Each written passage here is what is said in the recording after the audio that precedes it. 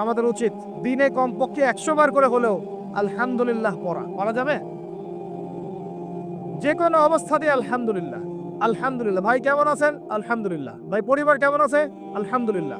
ভাই চাকরি কেমন আছে? চলছে কেমন? আলহামদুলিল্লাহ। ব্যবসা কেমন? আলহামদুলিল্লাহ। এটা হচ্ছে সেই বান্দার নিদর্শন যার মনের মধ্যে আল্লাহর প্রতি ভক্তি শ্রদ্ধা আছে, যার মনের মধ্যে আল্লাহর নূর আছে। তার নিদর্শন হচ্ছে সে সব সময় শুকরিয়া আদায় করবে।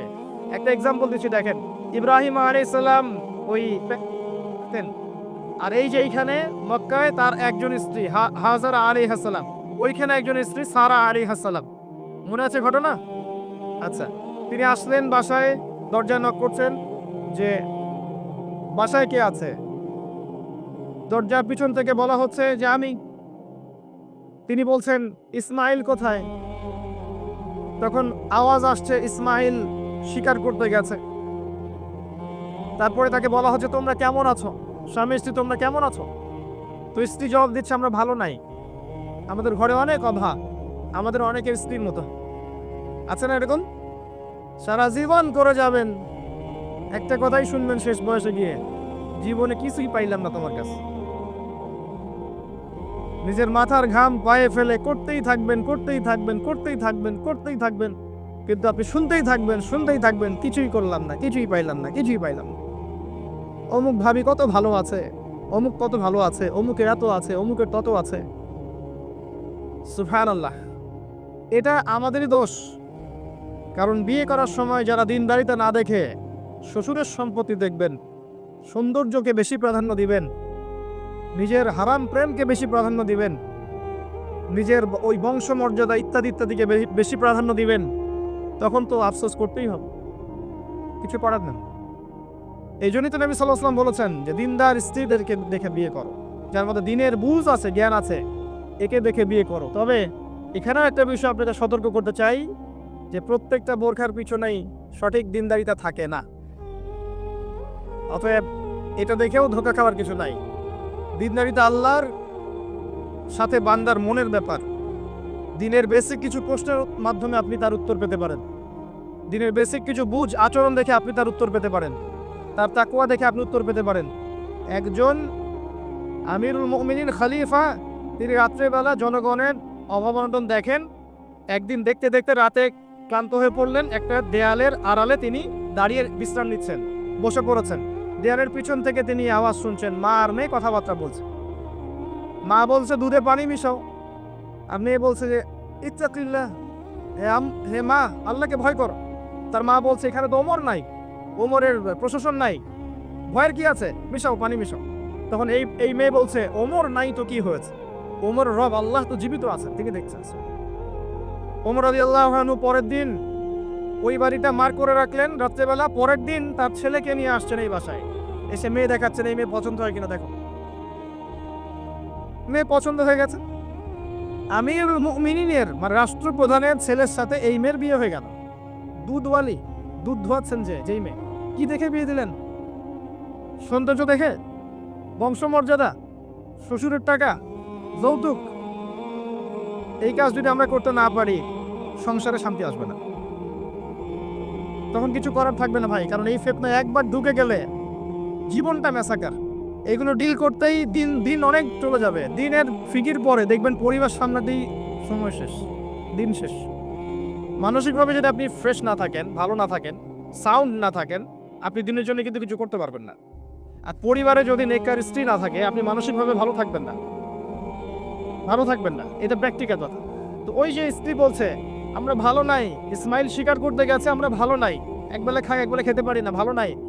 ইব্রাহিম আলাইহিস সালাম বলছেন ঠিক আছে, ইসমাইল বাসায় আসলে ওকে বলো যে তার বাবা এসেছিল, আর তাকে বলো যে ঘরের চৌকাঠটা যেন পরিবর্তন করে। কথা কি বুঝতে পারছেন? ইসমাইল আলাইহিস সালাম আসলেন, একজন বৃদ্ধা লোক এসেছিল বাসায়, তোমার বাবা পরিচয় দিয়েছে। কি বলেছে? বলেছে যে ঘরের দরজা যেন পরিবর্তন করি। তখন তিনি বলছে তুমি কি এমন বলেছিলে যার কারণে এই কথাটা বলেছে? তো তিনি বলছেন আমি বলেছি আমরা ভালো নাই, আমরা অভাবে আছি, তুমি শিকারে গেছো ইত্যাদি। তখন তিনি বলছেন তুমি ভুল করেছো, তিনি আমার বাবা ছিলেন, তিনি একজন নবী, তিনি ইনডাইরেক্টলি আমাকে বলেছেন আমি যেন তোমাকে তালাক দেই। এক কথায় তালাক হতে পারে? দিনদারিতে না থাকলে তালাক দেওয়া যায়? যদি ধৈর্য ধরতে ধরতে ধরতে ধরতে আপনি অতিষ্ঠ হয়ে যান, দিনের ব্যাপারে আর কম্প্রোমাইজ করতে পারেন না, সেক্ষেত্রে তালাক একটা অপশন আছে। এটা খারাপ নয়, যদিও এটা মন্দের ভালো একটা অপশন, কিন্তু সবর করতে উৎসাহিত করা হয়েছে। সবর করতে করতে করতে করতে যদি ভিতরটা পরিবর্তন না হয়, এরকম আল্লাহর প্রতি অকৃতজ্ঞ মানুষকে নিয়ে আপনি সারা জীবন চলতে পারবেন না। দিনের পথে চলতে গিয়ে যারা প্রতিবন্ধকতা স্বীকার করে, তাদেরকে নিয়ে আপনি আল্লাহর পথে দাওয়াত এবং মুজাহাদার মেহনত করতে পারবেন না। এই জায়গায় গিয়ে অনেক সময় এক্সট্রিম ডিসিশন নিতে হতে পারে। এটা ইসলাম কিন্তু অপশন রেখেছে আপনার জন্য, আমি উৎসাহিত করছি না, অপশন রেখেছে। এরপরে আবার তিনি আসলেন অনেক বছর পর, এসে আবার নক করলেন যে আসসালামু আলাইকুম। ওয়ালাইকুম সালাম। ইসমাইল কোথায়? শিকার করতে গেছে। তোমরা কেমন আছো? আলহামদুলিল্লাহ, আমরা অনেক ভালো আছি। ঠিক আছে, ইসমাইল বাসায় আসলে তাকে বলো ঘরের চৌকাঠটা যেন যত্ন করে আদর করে মহব্বত করে রাখে। কথা বুঝতে পারছেন? এবার ইসমাইল আলাইহিস সালাম আসলেন বাসায়, তার স্ত্রী জিজ্ঞাসা করছে, একজন বৃদ্ধা এসেছিলেন, তোমার বাবা পরিচয় দিয়েছেন, কি বলেছে? বলেছে আমি যেন ঘরের চৌকাঠটা তুমি যেন অটুট রাখো, বহাল রাখো। তুমি কি বলেছো? আমি বলেছি আমরা অনেক ভালো আছি।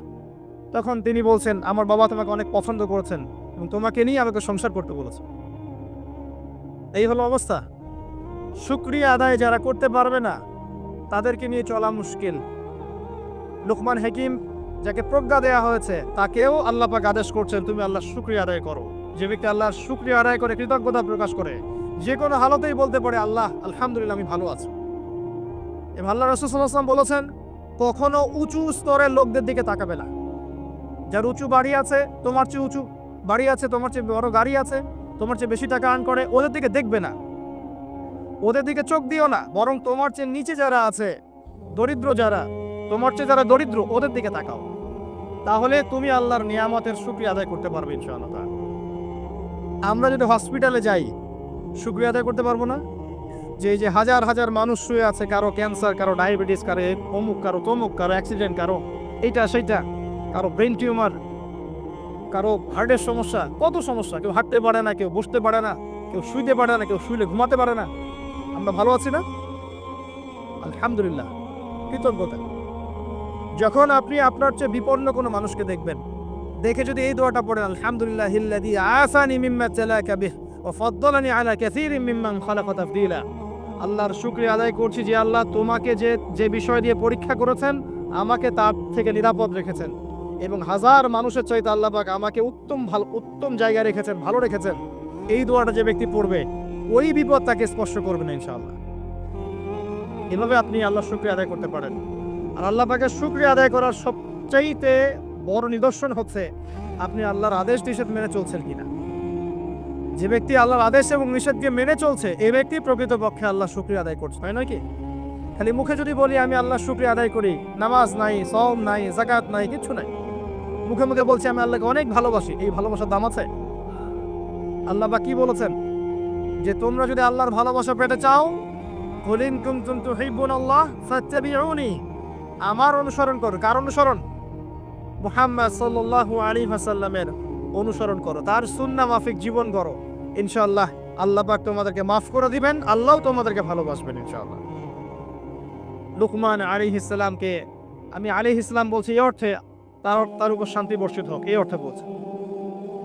এরপর পরের আয়াতে লুকমান আলাইহিস সালাম, লুকমান হাকিম, তিনি বলছেন ওয়াইজ ক্বালা লুকমান লিবনিহি, তার সাথে তার সন্তানের একটা কনভারসেশন হচ্ছে। এটা ভালো করে শোনেন, তার সাথে তার সন্তানের একটা কনভারসেশন হচ্ছে। তিনি তার সন্তানকে কিছু নসিহত করছেন, ওয়াজ করছেন, যেই নসিহতগুলো আল্লাহ পাকের কাছে এত ভালো লেগেছে, আল্লাহ পাক কুরআনুল কারীমের মতো কিতাবে সেটাকে নিয়ে এসেছেন। কিয়ামত পর্যন্ত এটা থাকবে ইনশাআল্লাহ। কিয়ামত পর্যন্ত একজন বাবা একজন ছেলের এই কনভারসেশন থাকবে ইনশাআল্লাহ। আমরা তো মনে করি সন্তানকে মানুষ করবে তার মা, এখানে আমরা দেখছি সন্তানকে নসিহত করছেন তার বাবা। আমরা ইউসুফ আলাইহিস সালামের ক্ষেত্রেও সেটাই দেখেছি, যে সন্তানকে নসিহত করছেন তার বাবা। আমরা কোরআন ঘাটলে দেখি যে বাবা সন্তানকে নসিহত করেন, মা নসিহত কম করেন। জি, ইব্রাহিম আলাইহিস সালাম কথা বলছেন তার সন্তানের সাথে, ইউসুফ আলাইহিস সালামের সাথে তার বাবা কথা বলছেন, লোকমান আলাইহিস সালামের সাথে তার সন্তান কথোপকথন হচ্ছে। তাহলে কোরআন দেখাচ্ছে বাপ কা বেটা, বাপ যেমন সন্তান তেমন। বাপ হবে সন্তানের রিয়েল গার্ডিয়ান, মা তাকে মানুষ করবে, ইলম প্রজ্ঞা বাস্তবতা শেখাবে কে? বাবা। আর আমাদের বাবারা এখন মানি মেকিং মেশিন, তারা খালি টাকা আর্ন করার মেশিন। সকাল 10টায় বেরাবে, আবার রাত 10টায় আসবে। সন্তানের সাথে বাবার কোনো মিল মহব্বত নাই, দেখাশোনাই নাই। এটা ঠিক নয়। সন্তানকে মানুষ করতে হবে বাবাকে, তাকে প্যারেন্টিং শেখাতে হবে। আমাদের বাবাদেরকে প্যারেন্টিং শেখাতে হবে, মাদেরকেও শেখাতে হবে। আসেন আমরা এখান থেকে দেখব কিভাবে তিনি তার সন্তানকে নসিহত করছেন। এই নসিহত শুধু সন্তানের জন্য নয়, প্রত্যেকটা মানুষের জন্যই। আমরা এই নসিহতগুলোর মধ্য দিয়ে আমাদের লেকচারের ইতি টানবো ইনশাআল্লাহ তাআলা। আসুন। ওয়াইজ ক্বাল লুকমান লিবনিহি, যখন লুকমান হাকিম তার সন্তানকে বলেছিলেন, কি বলেছেন? ইয়া বুনাই, আদর করে বলছেন, হে আমার সন্তান, বাবা শোনো, লা তুশরিক বিল্লাহ। প্রথম নসিহত কি? আল্লাহর সাথে শিরিক করো না। লা তুশরিক বিল্লাহ, আল্লাহর সাথে শিরিক করো না। আমরা আমাদের সন্তানকে প্রথম কি শিখাই? Humpty Dumpty sat on a wall. আমরা শিখাই Jack and Jill went up the hill. আমরা শিখেছি জ্যাক একটা ছেলের নাম, জিল একটা মেয়ের নাম, ওয়েন্ট আপ দ্য হিল আপনাদের পাহাড়ে চলে গেল, বান্দরবনের পাহাড়ের কোনায় চলে গেল একটা ছেলে একটা মেয়ে। তারপর কোনায় গিয়ে কি করলো সেটা আপনারাই বোঝেন। আমরা ছোটবেলা থেকে বাচ্চাকে শিখাই Jack and Jill went up the hill. কি বুঝলেন? প্রত্যেকটা ক্ষেত্রে সমস্যা। আপনি শরিয়াতে কি শিখাচ্ছেন? আমটি আপনি খাবেন পেরে? কার গাছের আম আপনি পেরে খাবেন? যাত্রার গাছের আম আপনি পেরে খাইতে পারবেন? শুরুতে অজগর আসছে তেরে, সন্তানকে ভয় দেখ, অজগর তেরে আসছে। ওই বাচ্চা অজগরের কি বুঝে? শরিয়াতে অজগর আসছে তেরে, ভয়, আগে ভয় শেখানো হচ্ছে। শরিয়াতে অজগর আসছে তেরে, ভয়, আপনি ভয় পাচ্ছেন, বাচ্চা ভয় পাচ্ছে, রাত্রে ঘুমের স্বপ্ন দেখবে অজগর তেরে আসছে। হ্যাঁ, আপনি বাচ্চার সাথে যে কথোপকথনগুলো করবেন রাত্রে, সেগুলো সে স্বপ্ন দেখতে পারে। শরিয়াতে আপনি শিখাচ্ছেন আমটি খাবো পরে, কার গাছের আম পেরে খাবেন? গাছ কি আপনার? যাত্রার গাছের আম পেরে খাবে? সে চুরি করা শিখলো সে। এই তো হচ্ছে এখানে শাব্দিকভাবে পরিবর্তন না আনতে পারলে, নৈতিকতা না ঢুকাতে পারলে সমস্যা তো। আর কালচার এভাবেই চলছে কেন? কেউ এখানে মাথা কামায় না কেন? সুবহানাল্লাহ, বই পুস্তক এখন টোটালি চেঞ্জ হয়ে, দিন দিন চেঞ্জ হচ্ছে। দেখবেন আগে আমরা অনেকগুলো নজরুলের কবিতা পড়তাম, কবিতা নাই, আস্তে আস্তে আস্তে আস্তে ভ্যানিশ। একটা ভিতর থেকে একটা আদর্শ আপনাকে ইনজেক্ট করা হচ্ছে। কোন আদর্শ সেটা আপনি খুঁজে বের করেন, এবং যে আদর্শটা রাখা উচিত সেটাকে আস্তে আস্তে মাইনাস করা হচ্ছে। কোনটা সেটা আপনি ভাবেন। সন্তানকে বাবা শেখাচ্ছে ইয়া বুনাই লা তুশরিক বিল্লাহ। কোন পরিবারে এই লোকমান আলাইহিস সালামের মতো পিতা সন্তানকে শেখায় ছোটবেলায়, বাবা আল্লাহর সাথে শিরিক করো না? এটা একটা জায়গায় সম্ভব যারা ইসলামিক লাইনে পড়াশোনা করছেন, মাদ্রাসায় পড়াশোনা করছেন। আর এখানে আমরা এমনভাবে তাকাই এদের দিকে যে এরা সমাজের সবচেয়ে নোংরা কিচ নাকি? নাউযুবিল্লাহ। তো দেখেন, আমরা আরো শেখাই বাবা তোমাকে বড় হতে হবে, নিজের পায়ে দাঁড়াতে হবে, বৃদ্ধ বয়সে বাবাকে দেখতে হবে, মাকে দেখতে হবে, প্রতিষ্ঠিত হতে হবে। আগে আমরা বাচ্চাদেরকে এগুলো শিখাই। আর লুকমান হাকিম তার সন্তানকে শেখাচ্ছেন প্যারেন্টিং। দেখেন ইসলামিক প্যারেন্টিং, যে প্যারেন্টিংটা আল্লাহ পাক কবুল করেছেন, কোরআনে নাজিল করেছেন, কিয়ামত পর্যন্ত থাকবে ইনশাআল্লাহ। বাবা আল্লাহর সাথে শিরিক করো না। আগে সন্তানকে শেখান শিরিক কি জিনিস, তাওহীদ কি জিনিস। তখন বাবা সন্তান প্রশ্ন করবে বাবা শিরিক কি, তখন আপনি আস্তে আস্তে ওর বুঝ অনুযায়ী ওকে বলবেন। ওর বয়স যদি 5 বছর হয় একটা কথা বলবেন, 10 বছর হলে আরো বেশি বোঝাবেন, 15 হলে আরো বেশি বোঝাবেন। যখন ম্যাচুরিটি যেমন তেমনি বোঝাবেন। যদি ম্যাচুরিটি হয়ে যায় আপনি বোঝাবেন যে বাবা শোনো, শিরিক মোটামুটি 3 রকম হয়ে থাকে। মানুষ কথায় শিরিক করে, কাজে শিরিক করে, এবং মানুষ বিশ্বাসে শিরিক করে। যেমন কেউ যদি মনে করে বাবা যে আল্লাহ বলতে কেউ নাই, তাহলে শিরক হবে। কেউ যদি মনে করে সৃষ্টিকর্তা আল্লাহ নয় অন্য কেউ, তাহলে শিরক হবে। কেউ যদি মনে করে আল্লাহ পাশাপাশি আরও সৃষ্টিকর্তা আছে, তাহলে শিরক হবে। সন্তান বুঝবে না, একটা স্কুলের বাচ্চা বুঝবে না, ক্লাস 9-10 বাচ্চা বুঝবে না, কলেজের বাচ্চা বুঝবে না, একদম ছোট বাচ্চা কিছুই বোঝে না, ওকে বোঝানো যায় না।